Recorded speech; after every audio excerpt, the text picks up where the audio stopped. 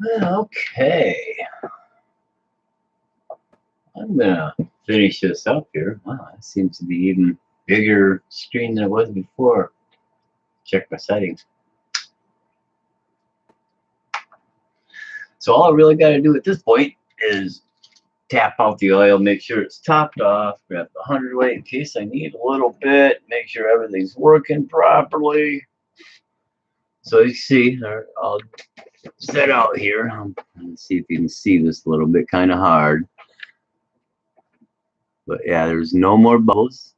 I just tapped them a couple dozen times. If you can look in there, I don't know if you're gonna be able to see, but it's very, kind of hard to focus on this stuff. It doesn't like to. It likes to focus on everything else.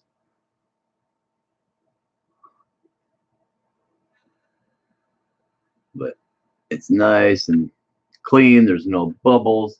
It's been maybe an hour and 10 minutes. Took care of some other things that sat a little longer. But you can look down. You get it underneath a good light source. You look down and you can push it around and you can see there's no bubbles in there. All your foam will be gone, that kind of thing. Now you know you're ready. Things are good to go. I've got to take my slime and run just a slight dab of slime around the top here. So when the bladder comes down and seals up, it isn't sticking to the top of this shock body and binding up and then stretching and peeling and getting torn inside there, and then your diaphragm's not working. This is one of the things that it tends to happen a lot when people are doing shocks.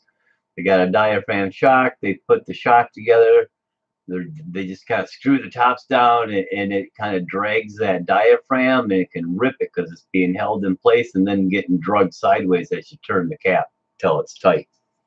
And that can rip or damage your diaphragms, and now you've got a bad diaphragm. So when I do my shocks, you can see there's going to be a little bit of air there. So I'm going to put just a smidge more oil in there. Once you've done them half a dozen times, you can kind of see you want to be just like a 16th, but a 16th below the very top lip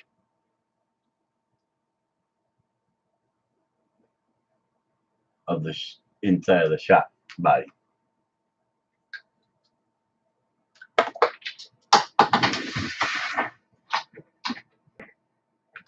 You know what I mean about dropping? So I put it up and I still drop, and it's got a damn through it. So anyways, let's get this back out here. I'm going to top it just a little bit, a couple drops right about there. You can see, you can get her to focus here a little bit, maybe. It's really close to the top. Of course, my shock shaft's all the way in. Put your shock shafts all the way up and in. Now you can see it's about a 16th of an inch maybe in this cap. And you see it's got a real deep diaphragm in this one. Some Traxxas caps have just a real shallow bow. This one actually goes pretty deep. When you put it in there, it's going to start displacing some of that oil. If you got too much oil in there, which I should have now, you'll have to take the cap off, pour a little bit back out. But you should be able to hold the body, hold the shaft in, and just grab the body and tighten the cap up. And it shouldn't really force the shaft out. The shaft should come out a little bit. As you see, when you push it up, it'll come out, but it should go all the way up and in. There shouldn't be any air in there. You can kind of tell because I'm not full of shock shaft length. So yeah, it comes out just a little bit. That's that diaphragm getting compressed and then pushing the shock shaft back out that little bit. But that shaft will go all the way in, no problem, no pressure difference. Now that's with 100 weight oil in it. And that's it. Get a good hold on it. Make sure your caps are good and tight. Spin up our deal. Now I pulled these other springs out. I thought they were a little shorter, but it turns out they're the same length.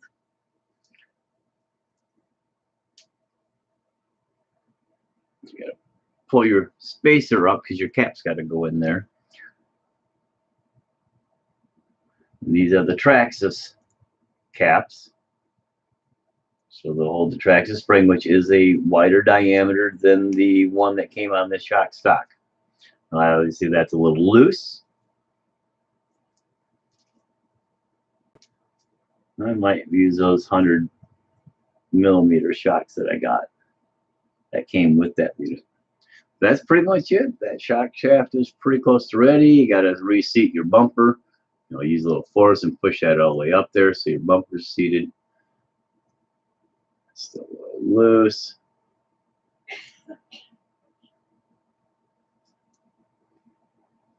So I may end up putting those other shock springs on the shorter ones, but I'm going to run with these for now. We'll see how she does. Because she's only got a little deal. Don't need a lot of pressure. Doesn't really need to push the shaft back out too fast, but fast enough. But that's what your spring is doing, really, is the pressure of your spring is to help extend the shock shaft back to full extension. And that's actually pretty good.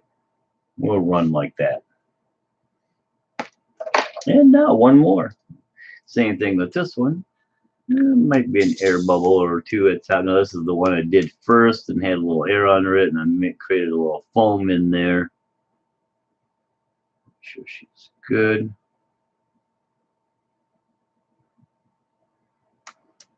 I think my level is good. It's about the same, maybe even a little bit higher than the other one.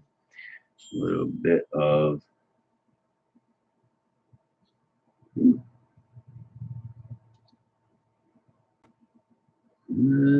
green slime here. Don't need much. You just want this light coating across the top.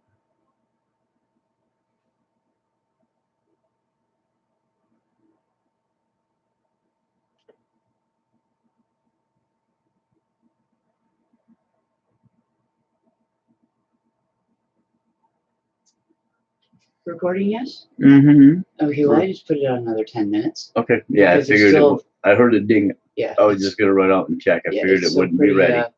It needs 10 more, at least. I mean, before even flipping it, because it's still pretty raw. I thought it wouldn't take that long. Well, I got it on 350. Go turn it up to 400 too. Turn it up. I didn't want to turn it up too high. I didn't want to get too crazy. So yeah, turn it up for a few more degrees and that'll work. Okay.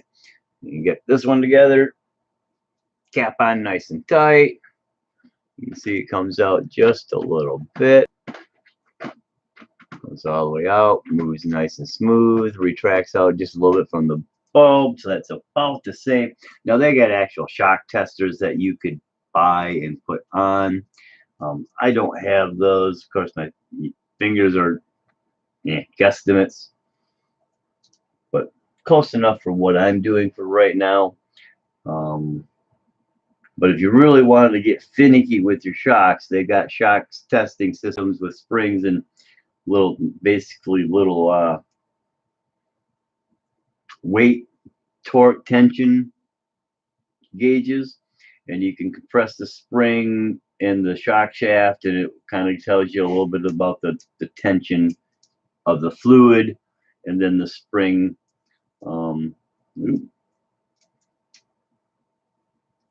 We got the wrong one. I must have the wrong cap here. Let me see. I'm gonna take the right cap off. That one's real small. And let's see what I did here.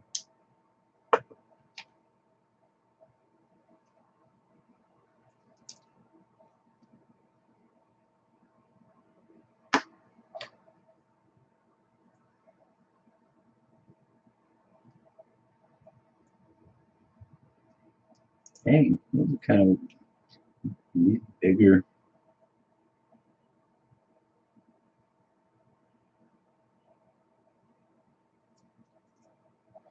I think those are all the same one.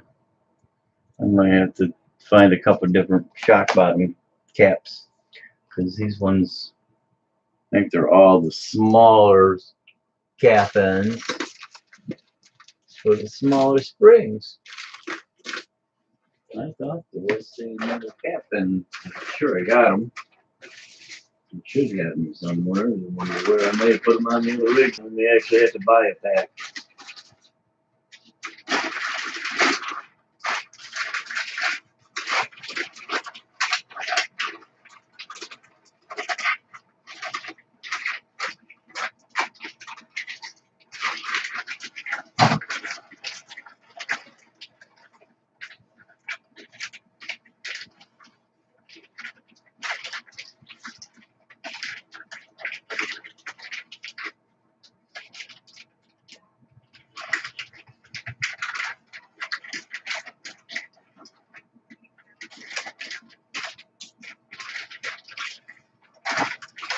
No, maybe not. Maybe I don't.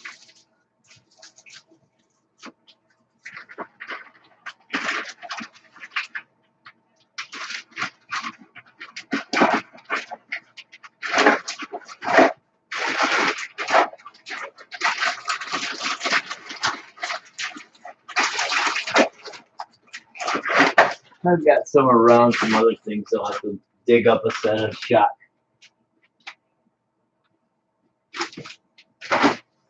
spring ends, because these are just a little too, you can see they're a little too small there, and shock axle on the spring wants to collapse around it. So I got to find the right ends here. I got those around, but that's it. So I won't be installing these right away. I'll get the right things. Well, here we can do this for now, because these are a little on the shorter side. If I take these ones,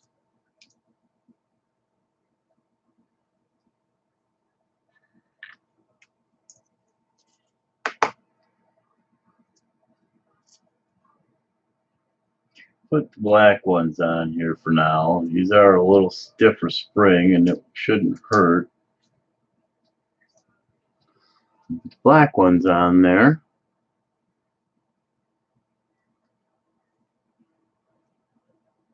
That ain't too bad. I think I'll go with those for now. That feels pretty decent. And they do fit those bottom cap springs a little better, at least for now. I'll have to take a look around and find my other bottom caps. Got them around somewhere, they're just not where they need to be, which is right here.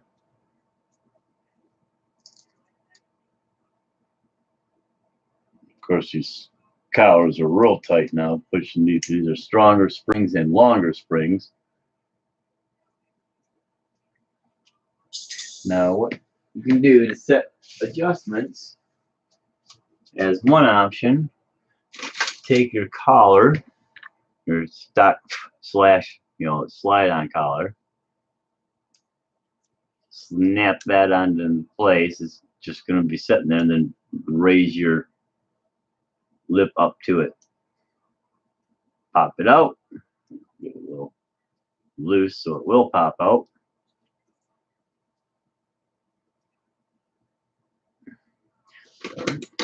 Darn thing off.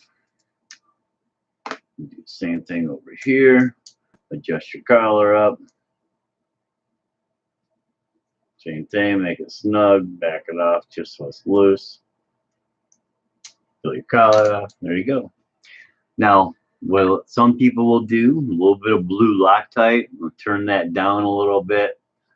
Put a little blue Loctite on there, then roll it back up, let that Loctite dry. That helps keep the collar in place. Some people will just clip those pieces on just to stop them from going up so they can't travel any farther. But that's it. There's two shocks for the rear, ready to go. I had to push that shaft or that stop out of the way, limiter. What's up, Shelby? So here, go there. For shiz and giggles, we'll put these on. They're gonna slop all over the place, but that's all right. At least they'll be all in one place and together until at least over here, until I put them where they belong. And spare stuff. So I need to get one of these balls out. Make sure I got the same ones I'm working with.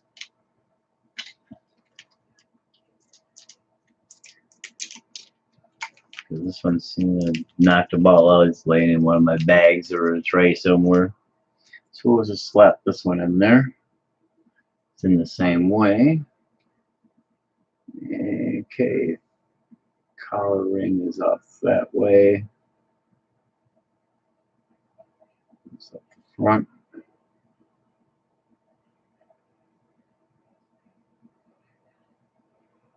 That goes up the front.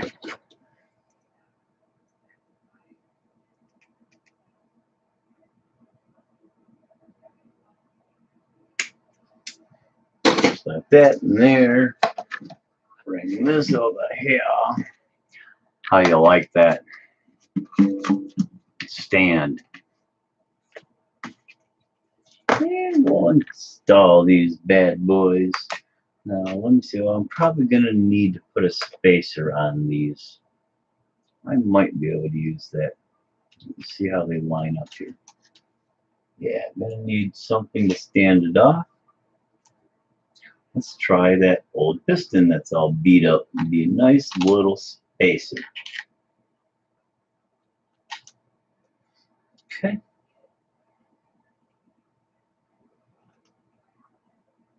You want that darn thing in there.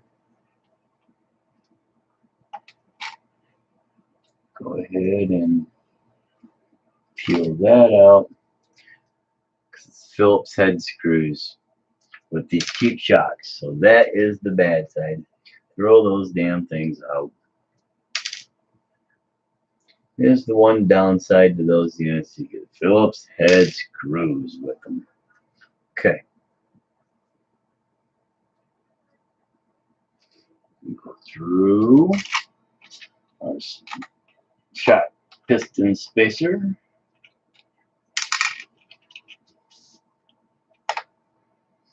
Okay, that's not quite long enough now. So, grab the other two from yesterday that were a little too long.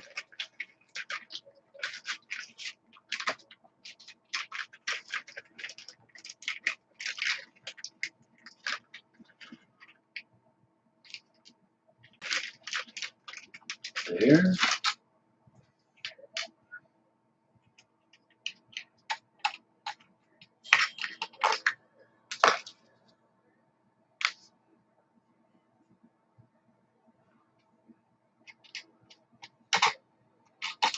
I'm going to go to the second and pull those in just a smidge off the rear tires because they were tight on the other sides.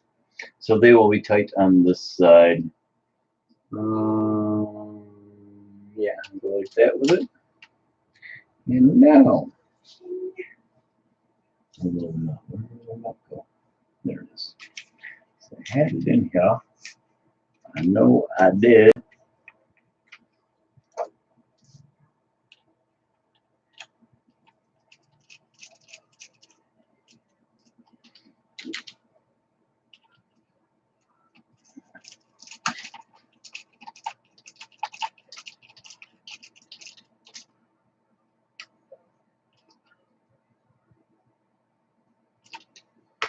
Okay, do that one.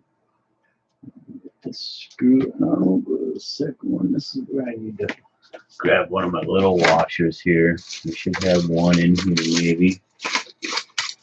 And that one's smaller ones. Let's see where that other one went to. Let's see it on the. It's okay. Bam.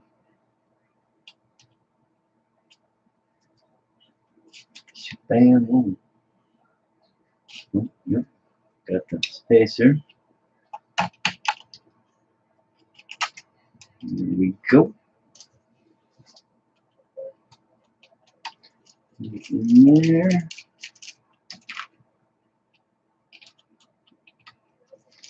Smells like bacon. All right. Now,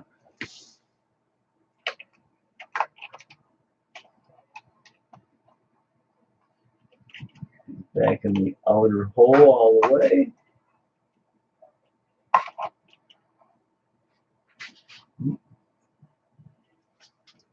That's the way it wanted. Yep.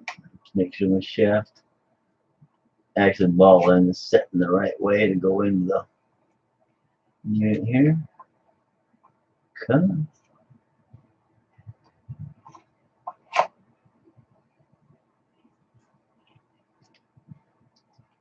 Get your little booty in there. All the way out. Hole for us out so it will actually bring the shafts kind of straight, or arms at least a little bit level.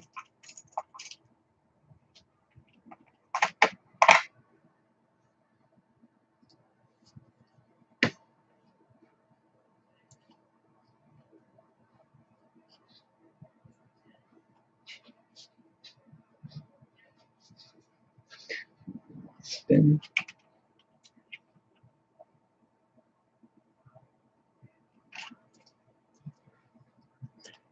These balls have a thicker end with a nice flat end on it, and the other one's just kind of squared out.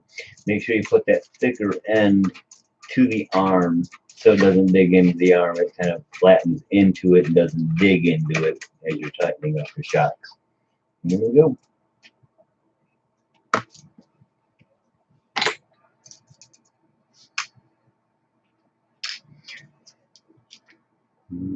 Okay, now those ones are actually, yeah, those ones are normal size screws, not Phillips headed. Okay, light my nasty ass cigarette here. Huh? I think she's having a day. You know, you pulled the driveway and you can just hear the Slayer rocking out from that sucker. Oh. And she, look at the wood. She's out there just headbanging her. Very sure. I took that out. It's done. It's on a paper towel. Okay. Thank you. And now.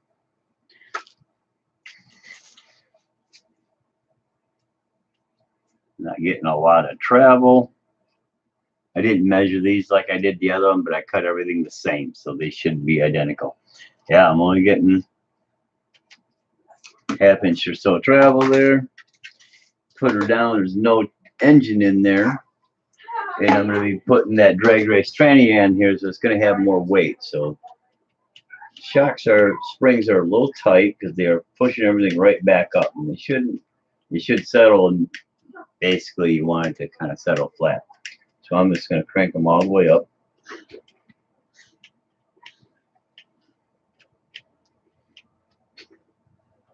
There we go. That is flat. Same thing with the front. She is basically sitting. She doesn't come up at all, but when you pick it up, she lifts. When you put her down, she'll squat, and then she stays there.